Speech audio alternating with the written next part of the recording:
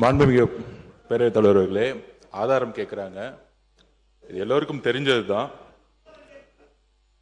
மது விலக்கு கொள்கைங்கிறது எங்களுடைய கொள்கை. போதையில்லா தமிழகம் எங்களுடைய கொள்கை. ஆட்சிக்கு வந்த பின்போ ஆட்சிக்கு வருவதற்கு முன்போ இங்க இருக்கக்கூடிய சட்டமன்ற உறுப்பினர்களும் சரி, இங்க இருக்கக்கூடிய அமைச்சர்களும் சரி, எந்த தொழில்களிலும் நாங்கள் ஈடுபட்டது கிடையாது. முக்கியமாக மதுவில். ஆட்சிக்கு வந்த பிறகு திமுகவுடைய ட்ரெஷரர் சாராய ஆலையை நடத்துகிறாரா இல்லையா? ஒரு கேள்வி. திமுகவுடைய பாராளுமன்ற உறுப்பினர் ஜெகத் ரட்சகன் சாராய ஆலையை நடத்துகிறாரா இல்லையா? அப்ப சாராய ஆலையை நடத்தி கொண்டு டாஸ்மாக் நிறுவனம் மூலம் ஆர்டர் யார் வாங்கினது? அப்ப இது பேர் தான் கான்ஃபிளிக்ட் ஆஃப் இன்ட்ரெஸ்ட். அரசே, திமுகவே அரசு, திமுக இருக்கக்கூடிய பாராளுமன்ற உறுப்பினர்கள் சாராய ஃபேக்டரி நடத்துறாங்க. திமுகவுடைய பொருளாளர் சாராய ஃபேக்டரி நடத்துறாங்க. திமுகவுடைய ஐடி மினிஸ்டர் இருக்கிறவர் சாராய மினிஸ்டர் நடத்துறாங்க. இதுக்கு மேல என்ன ஆதாரம் வேணும்? பேசுங்க. ஒரே ஒரு நிமிஷம். மாண்புமிகு உறுப்பினர் லாட்டரிங்கிறாங்க. உதயநிதி அவர்கள் சொல்லணும், ஏன் 900 கோடி ரூபாய் லாட்டரி நிறுவனம் வாங்கினாங்க திமுக? பதில் சொல்லட்டும். பதில் சொல்லுங்க. தைரியம் இருந்தா லாட்டரி நிறுவனம் இருந்து 900 கோடி ரூபாய் திரு மு.க. ஸ்டாலின் அவர்கள் ஏன் வாங்கினார்கள்? தைரியம் இருந்தா சொல்லுங்க. அப்ப சொல்லுங்க. நான் எந்த தொழிலையும் இல்ல, எந்த நிறுவனம் நடத்தல. தைரியம் இருந்தா ஏன் நடத்துறாங்கன்னு சொல்லுங்க. அதுக்கப்புறம் பதில் சொல்லலாம். மாண்புமிகு எதிர்க்கட்சி தலைவர். மாண்புமிகு பேரவைத் தலைவர் அவர்களே, நம்முடைய அமைச்சர் அவர்கள் திமுக ஏன் லாட்டரி நடத்துகின்ற நிறுவனத்திடம் என்று ஃபண்டு வாங்கினாங்க அப்படின்னு கேட்குறாரு. அது கொடுத்தது அவருடைய மாமனார் தான். அவருடைய மாமனார்கிட்ட கேட்டு அந்த விளக்கத்தை அவர் பெற்றுக்கொள்ள வேண்டும். அது அவரும் உங்க அப்பாவுக்கு மட்டும்தான் தெரியும். உங்க அப்பா கிட்ட தான் கேட்கணும். எனக்கு தெரியாது.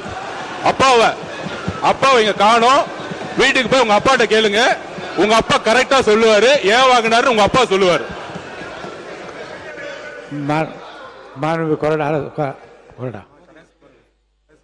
நீ பேசணுமா? மாண்புமிகு பேரவைத் தலைவர்களே, நம்முடைய மக்கள் நல்வாழ்வுத்துறை அமைச்சர் அவர்கள் ஒரு கருத்தை சொன்னார்கள். அவர் துறையில் மிக சிறப்பாக பணியாற்றியவர். என்போர்ஸ்மெண்ட்டில் அது எந்த செய்திகள் கிடைச்சாலும் அது ஒன்றும் பெரிய 100% உண்மை அல்ல. என்போர்ஸ்மெண்ட் ஒரு வகையான போலீஸ் தான். ஒரு வழக்குகள் ஒரு துறை சார்பாக வழக்கு தொடுத்து நீதிமன்றத்தில் இருக்குது. நீதிமன்றத்தில் இருக்கிற வழக்கை பொறுத்தளவுக்கு அது எந்த சைடாக இருந்தாலும் அது பொருள் குறித்து சட்டமன்றத்தில் விவாதிக்கக்கூடாது என்பதே ஏற்கனவே விதி. அது உங்களுக்கே தெரியும். எந்த நிகழ்வாக இருந்தாலும் நீதிமன்றத்தில் இருந்தால் விவாதிக்க முடியாதுங்க. ஒரு நிமிஷம், ஒரு விளக்கம் மட்டும் சொல்றேன். இந்த பொருள் தொடர்பாக வழக்காடு மன்றத்தில் வழக்கு நிலுவையில் உள்ளதுன்னு அதோடு நிறுத்திக்கலாம்.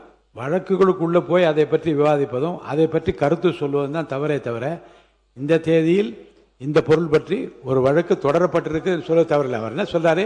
என்ஃபோர்ஸ்மெண்ட் டைரக்டரேட்டு ஒரு இன்ஃபர்மேஷன் கொடுத்துருக்காங்கன்னு சொல்றாரு. இன்ஃபர்மேஷன் கொடுத்துருக்காங்களா இல்லையான்றது ஒரு ஃபேக்ட். அது எல்லாருக்கும் தெரிஞ்சது. அதில் ஒன்றும் அதுக்கான ஆதாரம் கூட தேவையில்லை. அதுவே வழக்காடு மட்டும் இருந்து அதுக்குள்ளே போய் சொன்னாதான் தவறு இல்லைங்க. பெண்டிங் பிஃபோர் த கோர்ட், அதில் நீங்கள் ஒரு வழக்கு பதிவு இந்த பொருள் குறித்து ஒரு வழக்கு பதிவு செய்யப்பட்டிருக்கிறதுன்னு சொல்ல தப்பு இல்லை. ஆனால் வழக்கு விவரங்களுக்கு அதை பற்றி விவாதிப்பதும் கருத்து சொல்வதும் தவறு. என்போர்ஸ்மெண்ட் சார்பாக ஒரு வழக்கு இருக்கிறது என்று அவர் சொல்லியிருந்தா அதை பற்றி நான் முறையிட மாட்டேன். அதில் ஆதாரம் இருக்கிறது, என்போர்ஸ்மெண்ட்ல ஆதாரம் இருக்கிறது என்ற ஒரு வார்த்தையை பயன்படுத்தல் தான் நாங்கள் வரேன். அதனால பொதுவாகவே வழக்கு மன்றத்தில் இருப்பது நாம் எப்பொழுதும் இங்கே விவாதிப்பதில்லை. ஒன்று. மற்றொன்று, நான் ஏற்கனவே சொல்லிட்டேன், எதுவாக இருந்தாலும் ஆதாரத்தை உங்களிடத்தில் கொடுத்து விட்டு தான் பேசணும். 2. நம்முடைய பொதுப்பணித்துறை அமைச்சர் அவர்கள் சம்பந்தம் இல்லாமல் இது இல்லாமல் தேர்தல் நேரங்களிலே தொழில் ஆரம்பிக்கிற தொழிலதிபர்கள் அரசியல் கட்சிக்கு இன்றைக்கு ஒன்றிய அரசாங்கம் ஆண்டு கொண்டிருக்கிற அந்த இயக்கமாக இருக்கட்டும் அல்லது அதிமுக இருக்கட்டும், அரசியல் இயக்கங்கள் எந்த அரசியல் இயக்கங்களாக இருந்தாலும் தொழிலதிபர்கள் அதிகாரப்பூர்வமாக வங்கியின் மூலமாக நன்கொடையாக தருகிறார்கள். அது எதற்காக நன்கொடை கொடுக்கப்படுகிறது என்பது வாங்குவவர்களுக்கும் கொடுத்தவங்களுக்கு தான் தெரியும். சுப்ரீம் கோர்ட்ல மிகப்பெரிய வழக்கு வந்து அதை பற்றி விவரங்கள் எல்லாம் ஊடகங்கள்ல வந்து தெரியல தெரியும். அதனால வழக்கு, அதாவது கணக்கில் கொடுக்கிற பணம் ஒரு தொழிலதிபர்கள் கொடுக்கிறது. அந்த அடிப்படையில் தான் என்னுடைய அருமை நண்பர், இன்னும் சொல்ல போனா நீண்ட நாள் என்னுடைய நண்பர் மார்டின் அவர்கள் அவர் கொடுத்திருக்கிறாருன்னு சொன்னாக்கா, ஏன் அவர் கொடுத்தார் தொழிலதிபர் என்று கேட்பதுதான் சரியா இருக்க முடியும். அது இங்க பகிர்ந்து கொள்வது என்பது அது சரியா இருக்காது. அது நீங்க தவிர்த்தணும், அது எடுத்தணும்னு நான் கேட்டுக்கிறேன். ஒண்ணு. இன்னொன்று, எங்கள் கட்சியை சேர்ந்த பொருளாளர் அவர்கள் சாராய தொழிற்சாலை நடத்துகிறார் என்று ஒரு கேள்வி கேட்கிறாங்க. அது நாம நேரடியாக போய் பொருளாதாரம் பண்ணிட முடியாது. எந்த ஆட்சியாக இருந்தாலும் சரி, ஒரு தொழிற்சாலை ஆரம்பிக்க வேண்டும் என்று சொன்னால் அதுக்கு எல்லா தகுதிகள், குவாலிஃபிகேஷன், அப்ளிகேஷன் போடுறதுக்கெல்லாம் தகுதி இருந்தால் தான் அரசு தான் லைசன்ஸ் தருது. அதனால அது முறையாக அவங்க ஏற்க போட்டிருப்பாங்க. தொழில் என்ற அடிப்படையில் ஆரம்பிப்பாங்களே ஒழிய அது திமுக பொருள் ஆரம்பிக்கலாமா அப்படிலாம் பேசுவதற்கு வாய்ப்பு இல்லை. அது தவறு. மாநில உறுப்பினர் தரேன், உங்களுக்கு தரேன், வாய்ப்பு தரேன், இருங்க. பேரவைத் தலைவர் அவர்களே, அவர் ஏற்கனவே உயர்கல்வித்துறை அமைச்சர் பேசுகிற போது அவையில் இல்லாதவர்களை பற்றி பேச வேண்டாம் என்று காலையிலே சொன்னார்கள். இப்போது முன்னாள் முதலமைச்சர் அவர்களை பற்றி நேரம் அப்பாவை கேளுங்க, மாமாவை கேளுங்கலாம், எல்லாம் அவை குறிப்பிலேருந்து எடுங்க அப்படிலாம் கேட்குறேன். அவை குறிப்பிலேருந்து எடுங்க. நீங்க பேசுங்க. தலைவர்களே, நன்கொடை என்பது எல்லா அரசுக்கும் உண்மைதான். ஆனா நன்கொடை என்பது வாங்கினார்களா, அந்த பணிக்கு நான் இந்த பணியை கொடுக்கிறோம் என்று வாங்கினாரா என்பது மாண்புமிகு முன்னாள் ஐஏஎஸ் மினிஸ்டருக்கு நல்லாவே தெரியும். எந்த பணிக்கு என்னென்ன பண்ணாங்கிறது அவருக்கே தெரியும். அதனால ஆதாரம் இருக்கு என்ற எதிர்கட்சி தலைவரே ஆதாரம். ஏன் நேர்ல ஆதாரம் எந்த சொன்னது உண்மை இருக்கு என்று சொல்லுவது நியாயம் இல்லை, சட்டத்துக்கு புறம்பானது. உட்காருங்க முடிச்சிருங்க, நீங்க முடிங்க. இல்ல சொன்னா எப்படி அவங்களே பேசிட்டு எல்லாத்தையும் என்ன முடியும்னா நான் எங்க போய் முடிப்பேன். உட்காருங்க. மாண்புமிகு பேரவைத் தலைவர் அவர்களே, எனக்கு நேரமே கொடுக்காம எல்லாரும் பேசிட்டு என்ன முடியும்? அது உங்க தவறு. நீங்க இருங்க, நீங்க உங்க தொழிலை பற்றி மட்டுமே 10 நிமிஷம் பேசியிருக்கீங்க. இல்ல பேரவைத் தலைவர் அவர்களே, அனுமதிக்க முடியாது. இன்னும் 3-4 பேர். பேரவைத் தலைவர் அவர்களே, நான் கேட்டது மதுவிலக்கு பத்தி தான். அவர் சொன்ன விஷயம் தான் பதில். பிரச்சனை எங்க இருந்து ஆரம்பிக்கிறது என்று சொன்னால் அமைச்சர் கூறிய பதில் இருந்து ஆரம்பிக்கிறது.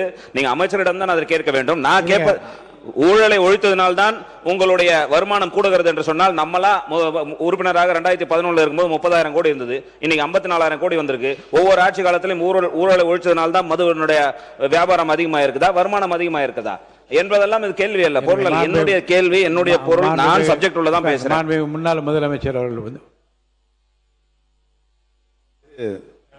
பேரவைத் தலைவர் அவர்களே, இங்கு சில தவறான முன்னுதாரணங்களை இங்கே மாண்புமிகு அமைச்சர் அவர்கள் முன்னாள் முதலமைச்சர்கள் பேரை குறிப்பிட்டு விவாதத்தில் உள்ளே வைத்திருக்கிறார். அந்த நன்கொடை என்பது அகில இந்திய ரீதியில் பாரதிய ஜனதா கட்சி வாங்கியிருக்கிறது, காங்கிரஸ் வாங்கியிருக்கிறது, மற்ற கட்சிகள் எல்லாம் அந்த பணம் சொல்லி முடிச்சிருக்கிறேன், வாங்கியிருக்கிறது.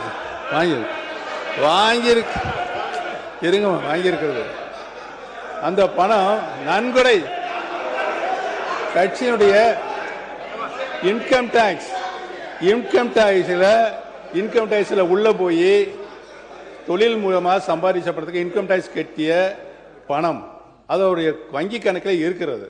அதே பல்வேறு அரசியல் கட்சிகள் நன்கொடையாக வாங்கி இருக்கிற சூழ்நிலை இருக்கிறது. அதை போய் இங்கே விவாத பொருளாக அதை லஞ்ச பணம் மாதிரி உருவகப்படுத்துறது தவறு. அதை அவை குறிப்பிலிருந்து நீக்க வேண்டும் என்று கேட்டுக்கொள்கிறேன்.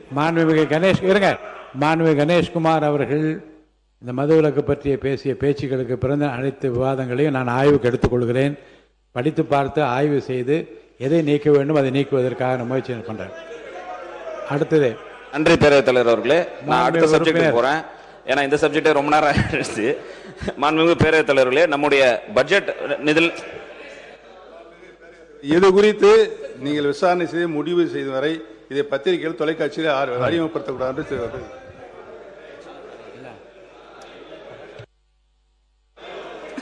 மாண்புமிகு பேரவைத் தலைவர் அவர்களே, நம்முடைய பட்ஜெட் நியமன பள்ளிக்கல்வித்துறை அமைச்சர் அவர்கள் மாண்புமிகு பேரவைத் தலைவர் அவர்களே, மாண்புமிகு முன்னாள் முதல்வர் அவர்களுக்கு உங்கள் மூலமாக சொல்லிக் கொள்வது என்னவென்றால், காலையில் கூட மதிப்பிற்குரிய அதிமுக உறுப்பினர் அவர்கள் வேதனைப்பட்டு சொன்னார், எடப்பாடியார் அவர்கள் பேசும்போது நேரலை பேசுகின்ற அந்த நேரலை துண்டிக்கப்பட்டது என்று வெளியிலே இருந்து எங்களுக்கு தகவல் சொல்றார்கள்.